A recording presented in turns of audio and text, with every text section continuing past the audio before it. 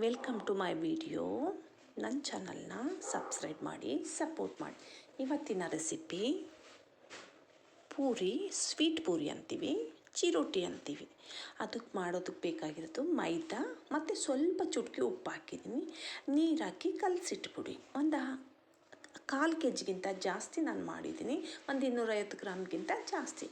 ಅದನ್ನು ಕಲಸಿ ಚಪಾತಿ ಅದಕ್ಕಿಂತ ಸ್ವಲ್ಪ ಗಟ್ಟಿಯಾಗಿರಲಿ. 5 ಚಪಾತಿ ಮಾಡ್ತೀವಲ್ಲ ಆ ಥರ ಉಂಡೆ ಮಾಡಿ ಹಚ್ಚಿಟ್ಕೊಳ್ಳಿ. ಈಗ ನೋಡಿ, ಈ ಥರ ಚಪಾತಿ ಲಟ್ಟಿಸ್ತೀವಲ್ಲ ಆಗ ಲಟ್ಟಿಸ್ತಾ ಹೋಗಬೇಕು.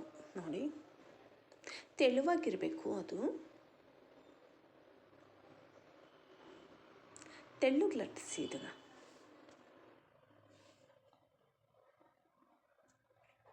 ಲಟ್ಟಿಸಿ ಆ ಥರ ನೋಡಿ, ಹೀಗೆ ಚೆನ್ನಾಗಿ ಬರುತ್ತೆ. ಈ ಥರ ನಿಮಗೆ ಎಷ್ಟು ತೆಳು ಬೇಕೋ ಆ ಥರ ಲಟ್ಟಿಸ್ತಾ ಹೋಗಿ.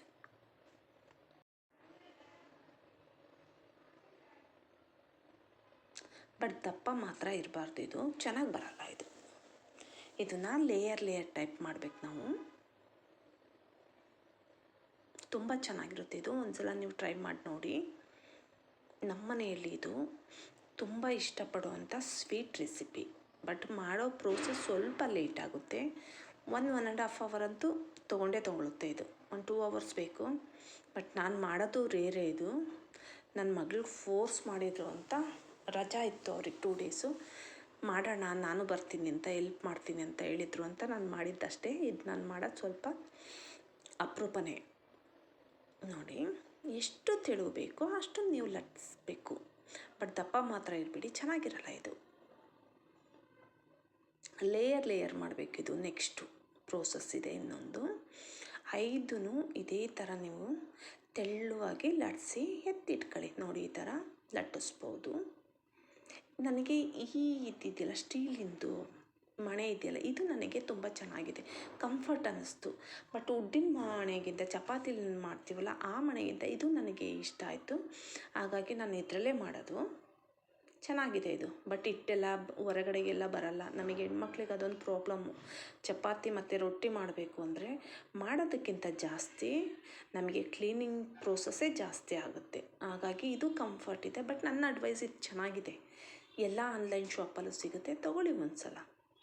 ಇದನ್ನು ತರಕಾರಿ ಕಟ್ ಆಲ್ ಇನ್ ಒನ್ ಅಂತಾರಲ್ಲ ಆ ಥರ ತರಕಾರಿನೂ ಕಟ್ ಮಾಡ್ಬೋದು, ಚಪಾತಿನೂ ಲಟ್ಟಿಸ್ಬೋದು, ರೊಟ್ಟಿನೂ ಮಾಡ್ಬೋದು, ಹೋಳ್ಗೆನೂ ಮಾಡ್ಬೋದು, ಏನು ಬೇಕಾದರೂ ಮಾಡ್ಬೋದು.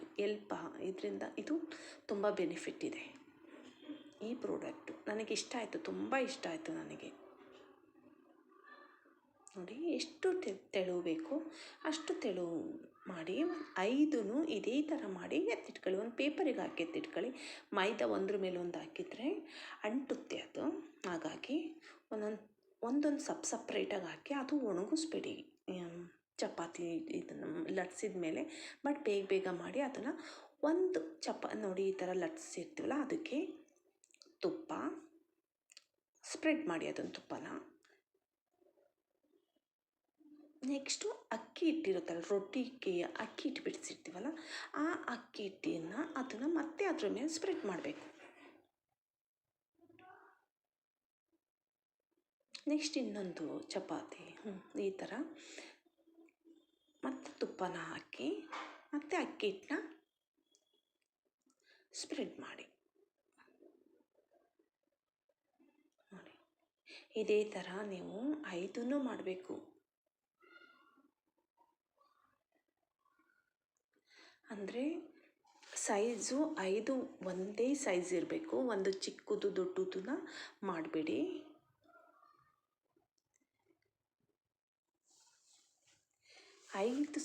ಐದು ಚಪಾತಿ ಈಗ ಮಾಡ್ತೀವಲ್ಲ ಅದು ಒಂದೇ ಸೈಜ್ ಇರಬೇಕು. ಒಂದು ದೊಡ್ಡದು ದಪ್ಪ ಮಾಡಿದರೆ ಚೆನ್ನಾಗಿರಲ್ಲ. ಇದು ಎಷ್ಟು ಸಾಧ್ಯನೋ ಅಷ್ಟು ತೆಳುವಾಗಿ ಲಟ್ಟಿಸಿ. ಇದನ್ನು ನೋಡಿ, ಸ್ಪ್ರೆಡ್ ಮಾಡಿ ಅಕ್ಕಿ ಹಿಟ್ಟನ್ನ. ನೆಕ್ಸ್ಟ್ ಇನ್ನೊಂದು ಚಪಾತಿ ಅದೇ ಥರ ಹಾಕಿ ಇಟ್ಟು ತುಪ್ಪ ಮತ್ತು ಅಕ್ಕಿ ಹಿಟ್ಟನ್ನ ಹಾಕಿ.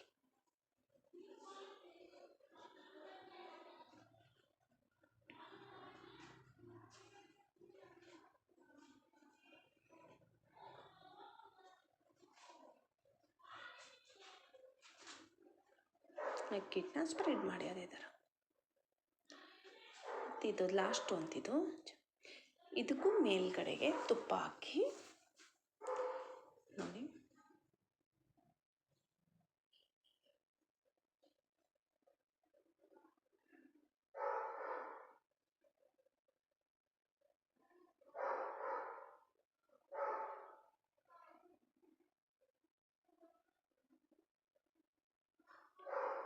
ಅಕ್ಕಿ ಹಿಟ್ಟು ಹಾಕಿ ಸ್ಪ್ರೆಡ್ ಮಾಡಿ ಇದನ್ನು. ಈಗ ನೋಡಿ ಇದನ್ನು ಇಷ್ಟನ್ನು ನಾವು ರೋಲ್ ಮಾಡಬೇಕು ಈ ಥರ ನೋಡಿ. ಹೀಗೆ ಮಾಡ್ತಾಯಿದ್ದೀನಿ, ನಿಧಾನಕ್ಕೆ ಮಾಡಿ, ತುಂಬ ಚೆನ್ನಾಗಿ ಬರುತ್ತೆ. ನನಗೆ ಅಭ್ಯಾಸ ಇದೆ ಮಾಡಿ ಮಾಡಿ, ಹಾಗಾಗಿ ಫಾಸ್ಟಾಗಿ ಮಾಡಿದ್ದೀನಿ ಅಷ್ಟೇ. ನೋಡಿ ಈ ಥರ ಲಾಸ್ಟ್ ಇದಿಲ್ಲ ಅದನ್ನು ನೀಟಾಗಿ ಆ ಥರ ಕವರ್ ಮಾಡಬೇಕು, ಇಲ್ಲಾಂದರೆ ಅದು ಬಿಟ್ಕೊಳ್ಳೋವಂಥ ಚಾನ್ಸಸ್ ಇರುತ್ತೆ. ಹಾಗಾಗಿ ನಾವು ಪೂರಿಗೆ ನಾವು ತಗೊಳ್ತೀವಲ್ಲ ಹಿಟ್ಟು, ಆ ಸೈಜಲ್ಲಿ ಇದನ್ನು ಕಟ್ ಮಾಡಬೇಕು. ನೋಡಿ ಸೈಜು ಒಂದೇ ಥರ ಇರಲಿ.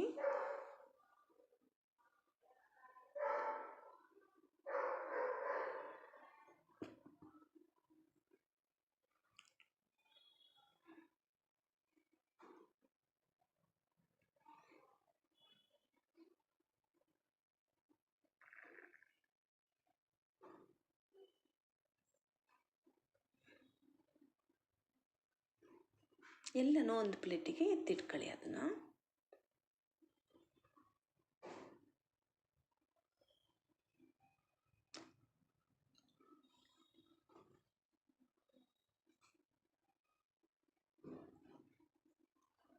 ನೋಡಿ ಎತ್ತಿಟ್ಕೊಂಡಿದ್ದೀನಿ.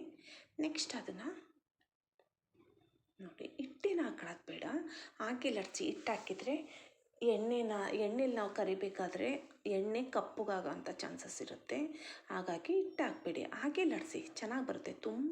ಎಷ್ಟು ಸಾಧ್ಯನೋ ಅಷ್ಟು ತೆಳುವಾಗಬೇಕು. ಇದು ಉಬ್ಬಿ ಬರಬಾರ್ದು, ಫ್ಲ್ಯಾಟಾಗೇ ಇರಬೇಕು. ನೋಡಿ ಎಷ್ಟು ಸಾಧ್ಯನೋ ಅಷ್ಟು ತೆಳುವಾಗಿ ಲಟ್ಸಿ ನೀವು. ಬಟ್ ಶೇಪೇನ್ ಇಸ್ ನಾಟ್ ಇಂಪಾರ್ಟೆಂಟ್, ಬಟ್ ಅದು ಎಷ್ಟು ತೆಳುವಿರುತ್ತೋ ಅಷ್ಟು ತುಂಬ ಚೆನ್ನಾಗಿ ಬರುತ್ತೆ. ನೋಡಿ ಈ ಥರ. ಬಟ್ ಇಬ್ಬರಿದ್ರೆ ಒಬ್ಬರು ಲಟ್ಸಿ ಇನ್ನೊಬ್ಬರು ಎಣ್ಣೆಲಿ ಕರಿಬೋದು. ಬಟ್ ಒಬ್ಬರೇ ಆದರೆ ಒಂದನ್ನು ಲಟ್ಸಿ ಅದನ್ನು ಎಣ್ಣೆಲಿ ಕರ್ದಿಟ್ಟು ಇನ್ನೊಂದನ್ನು ನೀವು ಮಾಡೋಕ್ಕೆ ಪ್ರೋಸೆಸ್ ಮಾಡಬೇಕು. ಬಟ್ ಲಟ್ಸಿಟ್ಕೋಬೇಡಿ, ಒಂದ್ರ ಮೇಲೆ ಒಂದು ಲಟ್ಸಿದ್ರೆ ಮತ್ತು ಇದು ಪೂರಿ ಮಾಡಿ ಆದಮೇಲೆ ನೀವು ಅದು ಒಣಗಿದ್ರೆ ಚೆನ್ನಾಗಿರಲ್ಲ ಕರಿಬೇಕಾದ್ರೆ. ಅದಕ್ಕೋಸ್ಕರ ಉರಿ ಸ್ವಲ್ಪ ಮೀಡಿಯಮ್ಗಿಂತ ಕಡಿಮೆ ಇರಲಿ. ನೋಡಿ ಈ ಥರ ಬ್ರೌನ್ ಕಲರೇ ಬರಬೇಕು, ವೈಟ್ ಕಲರ್ ಇರಬಾರ್ದು. ಒಂದೊಂದು ನನಗೆ ಒಂದು 15ರಿಂದ 20 ನಿಮಿಷ ಬೇಕಾಗುತ್ತೆ, ಅಷ್ಟು ನಿಧಾನ ಪ್ರೋಸೆಸ್ ಇದೆ ಇದು.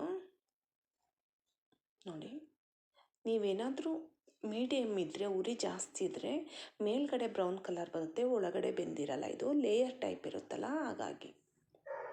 ಮತ್ತು ಲಟ್ಟಿಸ್ಬೇಕಾದ್ರೂ ತೆಳ್ಳಗಿರಬೇಕು, ತುಂಬ ಚೆನ್ನಾಗಿರುತ್ತೆ. ಈ ಸ್ವೀಟ್ನ ನೀವು ಒಂದು ಸಲ ರೆಸಿಪಿ ಟ್ರೈ ಮಾಡಿ ಕಮೆಂಟ್ ಮಾಡಿ. ನೀವು ನೋಡಿ ಎಷ್ಟು ನೀಟಾಗಿ ಬಂದಿದೆ, ತುಂಬ ಚೆನ್ನಾಗಿರುತ್ತೆ.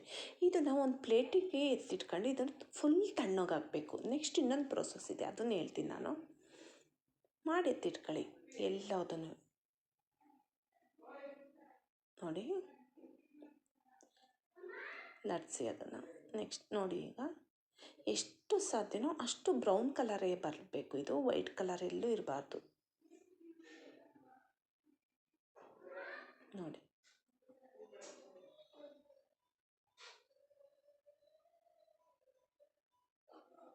ನೋಡಿ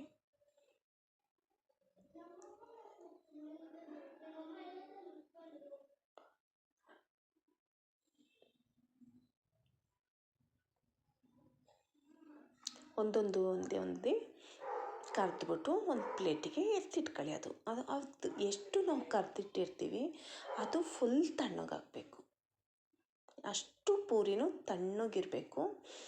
ಅದಾದಮೇಲೆ ನೋಡಿ ಈಗ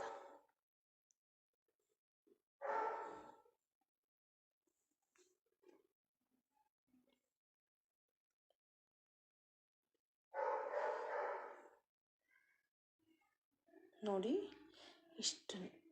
ಈಗ ಈಗ ಮಾಡಿ ನೋಡಿ ಎತ್ತಿಟ್ಕೊಂಡಿದ್ದೀನಿ. ಎಣ್ಣೆ ಎಲ್ಲ ನೀಟಾಗಿ ಇರಬಾರ್ದು, ಎಣ್ಣೆ ಅಂಶನೂ ಇರಬಾರ್ದು ಅದು. ನೋಡಿ ಈಗ ನೆಕ್ಸ್ಟು ಶುಗರ್ ಇದೆಯಲ್ಲ ಅದನ್ನು ನಾನು ಪೌಡ್ರು ಮಾಡಿಟ್ಟಿದ್ದೀನಿ. ಪೂರಿ ತಣ್ಣಗಾದ್ಮೇಲೆ ಸ್ಪ್ರೆಡ್ ಮಾಡಬೇಕು. ಇದನ್ನು ಬಿಸಿ ಇದ್ದಾಗ ಮಾಡಬೇಡಿ, ಮೆತ್ತಗಾಗುತ್ತೆ, ಅಂಟಂಟಾದಂಗೆ ಆಗುತ್ತೆ ಪಾಕ ಇದ್ದಂಗೆ.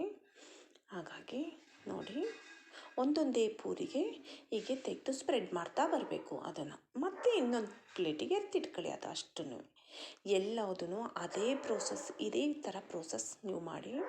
ಒಂದು ಸಲ ಇದು ಮಾಡಿ ನೀವು ನನಗೆ ಹೇಳಿ, ತುಂಬ ಚೆನ್ನಾಗಿರುತ್ತೆ. ಮಾಡಿ ನನಗೆ ಕಮೆಂಟ್ ಮಾಡಿ, ಓಕೆ, ಶೇರ್ ಮಾಡಿ. Thank you for watching.